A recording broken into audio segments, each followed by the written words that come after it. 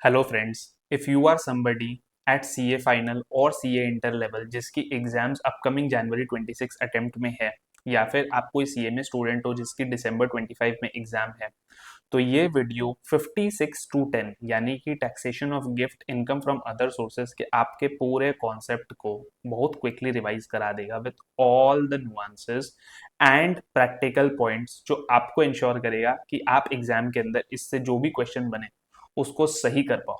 And trust me, this is something that is very frequently tested in the exam, so you can not miss this out. Let's get straight to the topic.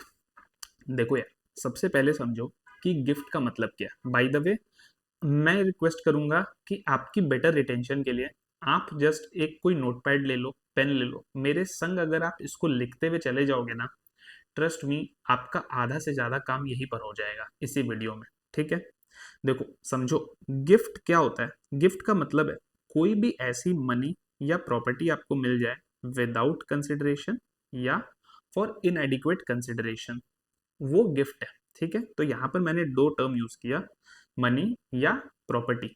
By the way, ये PDF मेरे Telegram channel पर भी available है, so don't worry. ठीक है, gift के अंदर अपन को हमेशा ये याद रखना है, चार चीजों का आंसर अपने पास होना चाहिए, तभी अपन पता कर पाएंगे उसका टैक्सेशन कैसे होता है. नंबर वन है उस रेसिपिएंट कौन है उस गिफ्ट का. नंबर टू है गिफ्ट दिया किसने है, who is the giver of the gift. Number three is क्या गिफ्ट दिया गया है, what has been gifted. And number four is the value, क्या अमाउंट का गिफ्ट है. ये चार चीज के अंदर ही पूरा का पूरा 56 टू 10 का टैक्सेशन है. ठीक है, देखो, रिसिपिएंट और गिवर को हमेशा संग में पढ़ने का है, और इन दोनों कंडीशन को हमेशा संग में पढ़ने का है. ठीक है, कैसे मैं बता रहा हूँ. मानो आपको एम्प्लॉयर एम्प्लॉय रिलेशनशिप में कोई गिफ्ट मिला, एम्प्लॉयर ने एम्प्लॉय को कोई गिफ्ट दिया, कोई पुराना कंप्यूटर था वो दे दिया, कोई मोबाइल फोन दे दिया. ये सारी चीजें 56 टू 10 में नहीं टैक्स होती है. ये कहाँ जाएगी, ये आपके सैलरी के अंदर टैक्स होती है. ठीक है, तो इसीलिए रिसिपिएंट और गिवर का सबसे पहले रिलेशनशिप देखने का है. अगर एम्प्लॉयर एम्प्लॉई है, उसको 56 टू 10 में मत डालना, सैलरी में डील करेंगे. ठीक है, अगर मान लो सिमिलरली किसी को उसके बिजनेस प्रोफेशन के दौरान कोई बेनिफिट या परक्विजिट मिला है, वो भी आपका कहाँ जाएगा, वो आपका पीजीबीपी में टैक्स होगा, 56 टू 10 में नहीं होगा. तो 56 टू 10 के अंदर इन दो चीजों के अलावा जो गिफ्ट्स हैं वो आएंगी. क्वेश्चन ये होता है, भाई रिसिपिएंट कौन हो सकता है. It can be any person, individual, AOP, BOI, HUF, LLP, company, trust, it can be any person. For that matter, resident या नॉन रेसिडेंट का भी कोई यहाँ पर फर्क नहीं है. मानो किसी नॉन रेसिडेंट को अगर इंडिया में गिफ्ट मिला है, it is taxable under 56 two 10. Giver कौन हो सकता है, giver also can be any person, again any legal person. ठीक है, कोई भी किसी को भी गिफ्ट देगा 56 टू 10 ट्रिगर होगा, एक्सेप्ट ऑब्वियसली एम्प्लॉयर एम्प्लॉय या पीजीबीपी वाला चीज. इंपॉर्टेंस है ये समझने का कि क्या गिफ्ट दे रहा है. उसको अपन क्या है, दो पार्ट्स में ब्रेक करते हैं. ठीक है, मनी या प्रॉपर्टी. मनी क्या है, मनी बहुत सिंपल है. आपको सीधा कैश मिल गया, या किसी ने आपको चेक दे दिया, या आपके बैंक अकाउंट में पैसे जमा करा दिए. यहाँ पर लॉ क्या है, सिंपल है. अगर एक साल के अंदर सारे ट्रांजेक्शन्स लेकर के अगर आपको मोर देन 50,000 रुपीज का मनी मिलता है, एंटायर अमाउंट इज टैक्सेबल. यहाँ पर आप ये याद रखना कि यहाँ पर एंटायर अमाउंट अगर मोर देन 50,000 होगा तो एंटायर अमाउंट. एग्जाम्पल देता हूँ, एक साल के अंदर दो ओकेजन पड़े. ओकेजन वन में आपको 26,000 का कैश मिला, ओकेजन टू में आपको 25,000 का कैश मिला.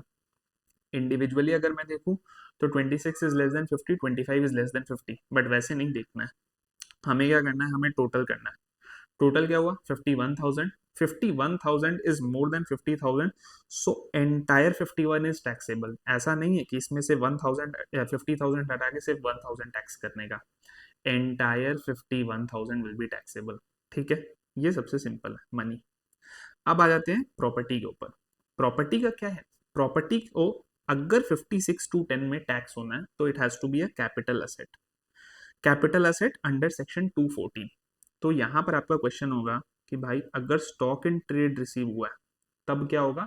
I will deal it, I will deal it in this video towards the end. ठीक है, अभी के लिए मान के चलो कि रिसिपिएंट के लिए जो प्रॉपर्टी रिसीव हुई है it is a capital asset. तब क्या होगा, तब इन्होंने बोला है कि कैपिटल असेट दो टाइप के हो सकते हैं प्रॉपर्टी का डेफिनेशन फॉर 56(2)(10), इमूवेबल और मूवेबल। इमूवेबल का मतलब क्या है, लैंड, बिल्डिंग और बोथ। ठीक है, इमूवेबल प्रॉपर्टी को पहले डील करते हैं। मानो आपको इमूवेबल प्रॉपर्टी मिल गई, आइदर विदाउट कंसिडरेशन या इनएडिक्वेट कंसिडरेशन, सेपरेटली डील होगा। ठीक है, जो विदाउट कंसिडरेशन मिलेगी, याद रखना एवरी सिंगल इमूवेबल प्रॉपर्टी के लिए हमको ये वाला चीज टेस्ट करना है। हर इमूवेबल प्रॉपर्टी जो मुझे विदाउट कंसिडरेशन मिली है, मुझे देखना है उसका स्टैम्प ड्यूटी वैल्यू जो है, अगर वो मोर देन 50,000 रुपीज है तो entire stamp duty value is taxable under section 56(2)(10). If it is less than 50,000, then nothing is taxable under 56(2)(10) with respect to that immovable property. तो यहाँ पर दो चीजें बताना चाहूंगा, बहुत गौर से सुनना। नंबर वन क्या है कि मेरा हर इमूवेबल प्रॉपर्टी के लिए मुझे टेस्ट करना है। तो एक इमूवेबल प्रॉपर्टी का अगर एसडीवी था 70,000 एंड दूसरे इमूवेबल प्रॉपर्टी का अगर एसडीवी था 40,000, दोनों ही मुझे विदाउट कंसिडरेशन मिले हैं, तो 70,000 टैक्स होगा, 40,000 नहीं होगा। ठीक है, ये हुई पॉइंट नंबर 1। पॉइंट नंबर 2 ये हुआ कि भाई स्टैम्प ड्यूटी देखना किस डेट पर है, किस डेट का हमें स्टैम्प ड्यूटी देखना है। उसका आंसर ये है कि आपको जनरल रूल ये बोलता है कि डेट ऑफ रजिस्ट्रेशन पे स्टैम्प ड्यूटी देखिए, लेकिन अगर मानो आपका अग्रीमेंट रजिस्ट्रेशन के पहले हो चुका था and if you have received full or part consideration by or up to the date of agreement by any mode other than cash, मतलब बैंकिंग चैनल के थ्रू अगर आपको कुछ भी पैसे मिले, कंसिडरेशन मिला है या आपने दिया है, तो उस केस के अंदर आप stamp duty value as on the date of agreement भी कंसिडर कर सकते हो। ठीक है, ये है, ये हुई इमूवेबल प्रॉपर्टी विदाउट कंसिडरेशन की बात। अब आते हैं immovable property received for inadequate consideration. यहां पर क्या है, यहां पर आपके डुअल डुअल कंडीशन है, ये दोनों आपको सेटिस्फाई करनी है माइंड यू। एंड सबसे फर्स्ट क्या बोलता है कि जिस कंसिडरेशन पे आपने लिया उसको स्टैम्प ड्यूटी वैल्यू से कंपेयर करो और देखो कि जो डिफरेंस है क्या वो 50,000 से ज्यादा है या अप टू 50,000 है, प्लस जो आपका कंसिडरेशन है उसके ऊपर एक 10% का टॉलरेंस बैंड आपको मिलेगा कि आपका कंसिडरेशन का अप टू 10% से अगर विद इन एसडीवी है, मानो आपने 20 लाख रुपए में एक प्रॉपर्टी रिसीव की इनएडिक्वेट कंसिडरेशन में, जिसकी स्टैम्प ड्यूटी वैल्यू 23 लाख है, तो क्या है आपको 110% तक का मिलेगा 22 लाख।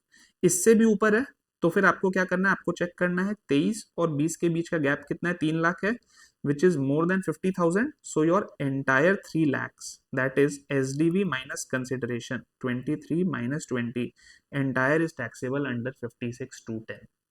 ठीक है, ये हो गई आपके इमूवेबल प्रॉपर्टी की बात। लेकिन इमूवेबल प्रॉपर्टी के अंदर मैं एक कॉन्सेप्ट शेयर करना चाहूंगा, क्योंकि यहाँ पर कैसा है, कैपिटल गेन्स, पीजीबीपी और आईएफओएस तीनों लिंक हो जाते हैं। ये लिंकिंग समझो यार। देखो, ये एक सेलर है, इसने इसको 20 लाख में एक लैंड पार्सल सेल किया। ठीक है, उस लैंड पार्सल का एसडीवी जो था वो 23 लाख रुपए थे, 23 लैक्स। ठीक है, अज्यूम करते हैं इस सेलर के लिए ये कैपिटल असेट है, इसके लिए भी ये कैपिटल असेट है। अब क्या होगा, सेलर ने जो less than stamp duty value बेचा है, कितना लेस है वो हमें देखना पड़ता है। 50C बोलता है कि again stamp duty value if it is more than consideration into 110%, then stamp duty value becomes your full value of consideration. तो यहां पर क्या होगा, 50C के पर्पसेस के लिए फुल वैल्यू ऑफ कंसिडरेशन जो होगा वो 23 लैक्स होगा, नॉट 20 लैक्स। रिसिपिएंट के लिए भी ये कैपिटल असेट है, तो यहां पर कैसा है, 56(2)(10) लग गया। सिचुएशन को उल्टा करते हैं, मानो सेलर के लिए ये कैपिटल असेट नहीं है, स्टॉक इन ट्रेड है, तब क्या सेलर बच जाएगा? नहीं। तब कैसा होगा कि अगर उसने स्टॉक इन ट्रेड है एंड उसने उसको सेल किया है at less than the stamp duty value, तो अगेन हमें सेम कंडीशन देखना है, क्या stamp duty value is more than consideration का 110%। अगर है तो फिर 23 लाख इसका डीम्ड सेल प्रोसीड्स मान लिया जाएगा फ्रॉम अ सेलर पर्सपेक्टिव। लेकिन बायर के लिए 56(2)(10) सिर्फ तभी लगेगा जब वो कैपिटल असेट है।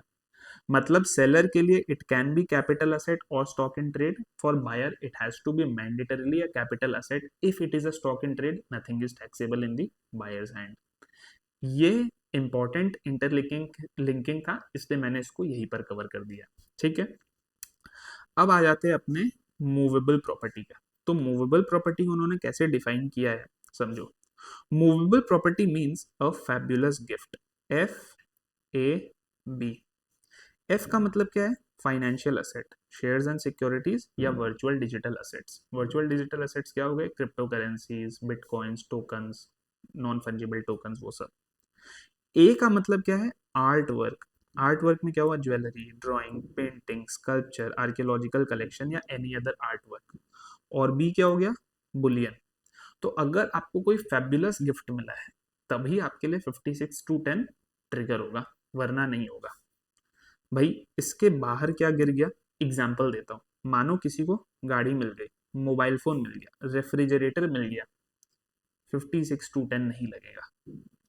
It is only applicable in case of movable property which falls under these three categories।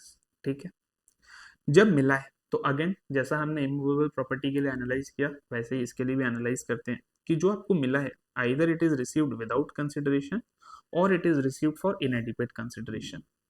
But mind you here there is a difference from immovable property. सावधान हो जाइए यहाँ पर। यहाँ पर क्या है, इमूवेबल प्रॉपर्टी के केस में हम हर इंडिविजुअल इमूवेबल प्रॉपर्टी को लेते थे। ठीक है, यहां पर हमें क्या करना है, जितने मूवेबल प्रॉपर्टी मिले सबका एग्रीगेट फेयर मार्केट वैल्यू देखना है और उसे कंपेयर करना है कि क्या वो 50,000 से ज्यादा है। अगर ऐसा है तब आपका जो एग्रीगेट फेयर मार्केट वैल्यू है सारे मूवेबल प्रॉपर्टीज जो आपको मिले हैं उसका, then it is taxable under section 56 to 10। अगर ऐसा नहीं है तब क्या करना होगा आपको कि आपका अगर aggregate fair market value is less than 50,000 कुछ भी टैक्स नहीं होगा। आ जाते हैं इनएडिक्वेट कंसिडरेशन पे। इनएडिक्वेट कंसिडरेशन में अगेन क्या करना है, जितने मूवेबल प्रॉपर्टीज आपको मिले हैं फॉर इनएडिक्वेट कंसिडरेशन सबका फेयर मार्केट वैल्यू एग्रीगेट करो, उसको आप टोटल कंसिडरेशन जो आपने सारे मूवेबल प्रॉपर्टीज को अक्वायर करने के लिए दिया उसको माइनस करो। डिफरेंस देखो, if it is more than 50,000 then this total is taxable under 56 to 10, otherwise nothing is taxable under section 56 to 10। तो ये एक नोटेबल डिफरेंस था कि इमूवेबल प्रॉपर्टी के केस में हम हर इंडिविजुअल इमूवेबल प्रॉपर्टी को एसडीवी से कंपेयर करते हैं। मूवेबल प्रॉपर्टी में हम क्या करते हैं, हम एग्रीगेट करते हैं और कंपेयर करते हैं। ठीक है, तो अगर मैं आपको बोलूं कभी भी आपको अगर 56 to 10 के क्वेश्चन का सोल्यूशन बनाना है हमेशा 5 कैटेगरीज बनाइएगा। Money, immovable property without consideration, immovable property for inadequate consideration, movable property for without consideration, movable property for inadequate consideration, और सारे कैटेगरी का अलग कंप्यूटेशन करते जाओ, तभी आपका सही आंसर निकलेगा। ठीक है, ये तो हो गई कि भाई टैक्स क्या लगेगा, कैसे लगेगा, क्या कंप्यूटेशन होगी। ठीक है, fair market value by the way कैसे निकलता है, 11U एंड 11UA से निकलता है। ठीक है, ये रूल्स के अंदर इन्होंने मेथड्स प्रेस्क्राइब किए हुए हैं, वो आप देख सकते हो, सिंपल है। फॉर एग्जांपल इमूवेबल प्रॉपर्टी के लिए स्टैम्प ड्यूटी वैल्यू है फेयर वैल्यू। अगर आपके कोई कोटेड इक्विटी शेयर्स है तो जो स्टॉक एक्सचेंज के ऊपर वैल्यू है वो लेना है, तो ऐसे करके इन्होंने यहाँ पे दिए हुए। But there are a few exemptions to this, वो एग्जेम्पशंस ही क्रिटिकल है। फर्स्ट एंड फॉरमोस्ट एग्जेम्पशन, अगर मैरिज पर कोई भी इस टाइप के गिफ्ट्स मिलते हैं, any of these gifts, then it is exempt, 56 to 10 नहीं लगेगा। There is only one exception to this exception and that is employer employee. Employee के शादी पे एम्प्लॉयर ने उसको अगर कोई गिफ्ट दिया है वो सैलरीज में टैक्स होगा। ठीक है, अदरवाइज मैरिज पर आपको कुछ भी मिलेगा इट इज एग्जेम्प्ट, 56 to 10 नहीं लगेगा। दूसरा आ जाते हैं रिलेटिव पर, कि रिलेटिव ने अगर कोई गिफ्ट दिया है किसी भी ओकेजन पे, मैरिज, बर्थडे, गृह प्रवेश, कुछ भी हो, वो एग्जेम्प्ट है आपका 56 to 10 में। रिलेटिव की डेफिनेशन वो है जहां पर मैंने बहुतों को स्ट्रगल करते हुए देखा है, और ये जो अब मैं एग्जाम्पल आपके सामने दिखा रहा हूँ ना, आप कभी स्ट्रगल नहीं करोगे इसमें। मान लो आपके जिसको गिफ्ट मिला है वो है मिस्टर ए। ठीक है, मिस्टर ए के लिए कौन कौन रिलेटिव है समझो। मिस्टर ए के लिए रिलेटिव है मिसेस ए जो उनकी स्पाउस है। मिस्टर ए के लिए रिलेटिव है मिस्टर ए के भाई बहन. Whenever I say brother sister, I mean own brother sister. I do not include cousin. cousin कभी भी रिलेटिव नहीं होते हैं फॉर 56 to 10. ठीक है. तो मिस्टर ए के भाई बहन, मिसेज ए के भी जो भाई बहन है वो भी मिस्टर ए के रिलेटिव माने जाएंगे. अब क्या, मिस्टर ए के जो लीनियल डिसेंडेंट्स हैं, मम्मी पापा, दादा दादी, ये लीनियल असेंडेंट्स है, ये रिलेटिव्स है. मिसेज ए के भी जो लीनियल असेंडेंट्स है, यानी कि मिस्टर ए के जो सास ससुर हो गए वो, मिसेज ए के जो दादा दादी है, ये कोई भी लीनियल डिसेंडेंट्स, लीनियल असेंडेंट्स तो देखो यही है. ठीक है, आने वाले जो बच्चे हैं ये तो इनके कॉमन ही है. ठीक है. एक इंपॉर्टेंट चीज और है, मिस्टर ए के जो मम्मी पापा है, इनके जो भाई बहन है, ब्रदर सिस्टर है, ये भी मिस्टर ए के लिए रिलेटिव है. मतलब मिस्टर ए के चाचा या मिस्टर ए की बुआ. लेकिन यहां पर याद रखिएगा, मिसेज ए के अगर कोई चाचा या बुआ है तो वो मिस्टर ए के लिए रिलेटिव नहीं है. ये एक बहुत कॉमन ट्रिकी एडजस्टमेंट है जो कई बार आ जाती है और लोग कंफ्यूज कर जाते हैं. तो भाई बहन किसके देखने हैं, जिसको गिफ्ट मिला उसके, उसके स्पाउस के, और जिसे गिफ्ट मिला सिर्फ उसके पेरेंट्स के, और किसी के भी भाई बहन रिलेटिव नहीं होते हैं. एंड ऑब्वियसली ये जितने हैं सबको +1 कर दो. व्हेन आई से +1 इन द सेंस, इतने जितने रिलेटिव्स है सबकी जब शादी हो जाएगी तो जो उनके बेटर हाफ आएंगे, स्पाउस आएंगे, वो भी रिलेटिव है. ये डेफिनेशन ऑफ रिलेटिव आपका सारे कंफ्यूजन को दूर कर देगा फॉर 56 to 10. ठीक है. अगर रिलेटिव से मिला, किसी भी ओकेजन पे मिला हो, it is not taxable under 56 to 10. तीसरा आ जाते हैं किसी विल या इनहेरिटेंस में आपको मिला हो. विल या इनहेरिटेंस में चाहे आपको रिलेटिव से मिले चाहे आपको नॉन रिलेटिव से मिले, कोई फर्क नहीं पड़ता है, it is exempt under 56 to 10. या फिर contemplation of death, mister A की दादी ने मरते मरते मिस्टर ए को एक सोने की अंगूठी दे दी, टैक्सेबल नहीं होगा. खैर वैसे भी दादी है तो रिलेटिव में आ जाता, बट अगर कॉन्टेम्पलेशन ऑफ डेथ में है तो भी नहीं होगा. किसी लोकल अथॉरिटी से मिला है, टैक्स नहीं होगा. एक और चीज, कोई fund, foundation, educational institution, medical institution, hospital, इस टाइप के ऑर्गेनाइजेशन जो 1023C में रजिस्टर्ड है, अगर उन्होंने कोई गिफ्ट दिया है, टैक्सेबल नहीं है. सिमिलरली कोई ऐसे ट्रस्ट ने गिफ्ट दिया है जो रजिस्टर्ड है under section 12A, 12AA, 12AB, वो भी जो है आपका एग्जेम्प्ट होगा 56 to 10 में. अगेन, कोई इंडिविजुअल से गिफ्ट मिला है जिस इंडिविजुअल ने अपने रिलेटिव के बेनिफिट के लिए ही एक ट्रस्ट खोल रखा था, एग्जेम्प्ट होगा. कुछ कुछ एग्जेम्प्ट ट्रांसफर्स है स्पेसिफिकली सेक्शन 47 में, उन ट्रांसफर्स के तहत अगर आपको गिफ्ट मिलता है, एग्जेम्प्ट होगा. दो इंपॉर्टेंट एडजस्टमेंट बता देता हूँ कोविड-19 के, ये फाइनेंस एक्ट 22 में आए थे. ठीक है.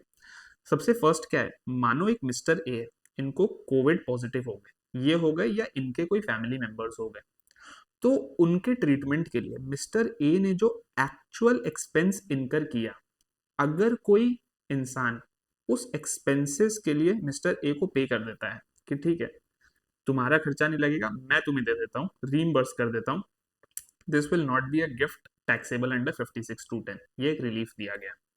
सेकेंड कोविड-19 का रिलीफ क्या है, मान लीजिए दुर्घटना से मिस्टर ए की डेथ हो गई कोविड-19 में. ठीक है. मिस्टर ए के फैमिली को कुछ पैसे मिलते हैं, वो पैसे कौन दे रहा है, अगर वो पैसे एम्प्लॉयर दे रहा है तो पूरा का पूरा एग्जेम्प्ट है 56 to 10 में. अगर वो पैसे कोई दूसरा पर्सन दे रहा है तो अप टू ₹10 लाख एग्जेम्प्ट है, मोर देन 10 लाख टैक्सेबल हो जाएगा. यहाँ पर भी लेकिन दो कंडीशन है, जो मिस्टर ए की डेथ हुई है कोविड-19 से, वो with in 6 months of testing Covid positive हो जानी चाहिए, एंड जो डेथ हुई है उसके 12 महीने में पैसे मिल गए हैं, तभी ये एग्जेम्पशन वैलिड है. अदरवाइज अगेन टैक्सेबल हो जाएगा 56 to 10 में. एक चीज और समझिए कि जब आपका कोई इनकम 56 to 10 में टैक्स हो जाता है, मानो मिस्टर ए ने कोई इमूवेबल प्रॉपर्टी परचेज की जिसका स्टैम्प ड्यूटी वैल्यू, मानो उनको गिफ्ट में मिल गई, फ्री में मिल गई, स्टैम्प ड्यूटी वैल्यू 70,000 थी, मिस्टर ए को पूरे 70,000 के ऊपर income from other sources 56 to 10 में टैक्स भरना पड़ा. अब जब मिस्टर ए इस प्रॉपर्टी को आगे सेल करेंगे तो उनकी कॉस्ट ऑफ एक्विजिशन जीरो नहीं मानी जाएगी, उनकी कॉस्ट ऑफ एक्विजिशन मानी जाएगी 70,000 एंड पीरियड ऑफ होल्डिंग जो होगा वो उन्होंने जिस दिन गिफ्ट मिला वहां से होगा, प्रीवियस ओनर का पीरियड ऑफ होल्डिंग नहीं लेना है। तो ये एक इंपॉर्टेंट चीज है जहां पर अगेन आईएफओएस और कैपिटल गेन्स का कॉन्फ्लुएंस होता है, तो इसको प्लीज माइंड में रखिएगा। अब मैं ना एक स्ट्रेट फॉरवर्ड सिंपल एग्जाम्पल बताता हूँ आपको, जिससे कि आपको ये समझ में आएगा कि किस तरीके से एग्जाम के अंदर आपको वर्क करना है। ठीक है, मानो मिस्टर ए है, इनको एक साल के अंदर दो टाइप के गिफ्ट मिलते हैं। इनको एक पेंटिंग मिली जिसकी फेयर मार्केट वैल्यू थी 50,000, ये इनको इनके दोस्त ने फ्री में दे दी। ठीक है, दूसरा है कि मिसेज ए, इनकी जो वाइफ है, ये कंपनी के अंदर 80% शेयर्स होल्ड करती है, ए लिमिटेड, और उस कंपनी ने मिस्टर ए को एक गोल्ड चेन गिफ्ट दी, जिस गोल्ड चेन की fair market value 1 lakh rupees इनको 50,000 में ही मिल गई। ठीक है, अब अगर मैं आपको बोलूं कि आप इस वीडियो को पॉज करो एक बार और खुद से सोचो कि क्या करना है। ठीक है, फिलहाल मैं आपको आंसर बताता हूं। इसमें क्या करना है, आपको लॉजिकली आपके दिमाग में ये आ रहा होगा 50 + 50 टोटल इज 1 लाख, मैं पूरा 1 लाख टैक्सेबल बना देता हूँ, बट नहीं। जैसा कि मैंने आपको ऊपर कहा था, हमेशा क्वेश्चन को 5 कैटेगरीज में डिवाइड करो। यहाँ पर कैसा है, ये कैटेगरी अलग है, ये कैटेगरी अलग है। तो देखो आपका क्या है, आपको ये समझना है कि मेरे दो कैटेगरीज यहाँ पर बन गए। एक हो गया इनएडिक्वेट कंसिडरेशन ये वाला, और एक हो गया विदाउट कंसिडरेशन ये वाला। तो ये जो विदाउट कंसिडरेशन है ये अप टू 50,000 है, कुछ भी टैक्स नहीं होगा। इनएडिक्वेट कंसिडरेशन भी अप टू 50,000 है, डिफरेंस कुछ भी टैक्सेबल नहीं होगा। अब इस एग्जाम्पल को मैं थोड़ा सा ट्विक कर देता हूँ, मैं यहाँ पर कर देता हूँ 50,009 और मैं यहाँ पर कर देता हूँ 1,08,000। अब क्या होगा इसको समझो। अब जो आपका डिफरेंस है वो हो गया 50,009 का, और यहाँ पर हो गया 50,008 का। तो अब जब आपका 1,17,000 का डिफरेंस है, ये एंटायर अमाउंट आपका टैक्सेबल है। What I am trying to say is, अगर आप कैटेगराइजेशन नहीं करोगे तो एग्जाम में आप फंस जाओगे। बाय द वे, यहाँ पर ये क्यों एग्जेम्प्ट नहीं हुआ, उसका रीजन इज कि मिस्टर ए के लिए Mrs A is a relative, but a company in which Mrs A is a shareholder is not a relative. अगर मान लो कंपनी की जगह एलएलपी होती जिसमें Mrs A 80% profit sharing partner होती, तब भी सेम ही आंसर होता कि LLP is not a relative for an individual. ठीक है, तो इस टाइप के नुआंसेस आएंगे। एमसीक्यू में टेस्ट हो सकते हैं, सब्जेक्टिव में टेस्ट हो सकते हैं, कहीं पर भी टेस्ट हो सकते हैं, जहां पर आपको ये समझना है नंबर 1 मुझे कैटेगराइजेशन करनी है, नंबर 1 मुझे समझना है कि किसे गिफ्ट मिला है, किसने गिफ्ट दिया है, उनके बीच का रिलेशन क्या है, क्या गिफ्ट मिला है, whether it's immovable property, whether it's money, whether it's movable property, and last but not the least what's the value. Once you are done with this calculation, आपको तब समझ में आएगा कि एग्जाम के अंदर आप एक सिस्टमैटिक तरीके से सही सोल्यूशन करके आ रहे हो। तो thank you guys. This was a small effort from my side to help you in exam preparation journey, and I hope you would have found this video useful. This is my way of returning back to the CA community which has given me a lot. Thank you so much.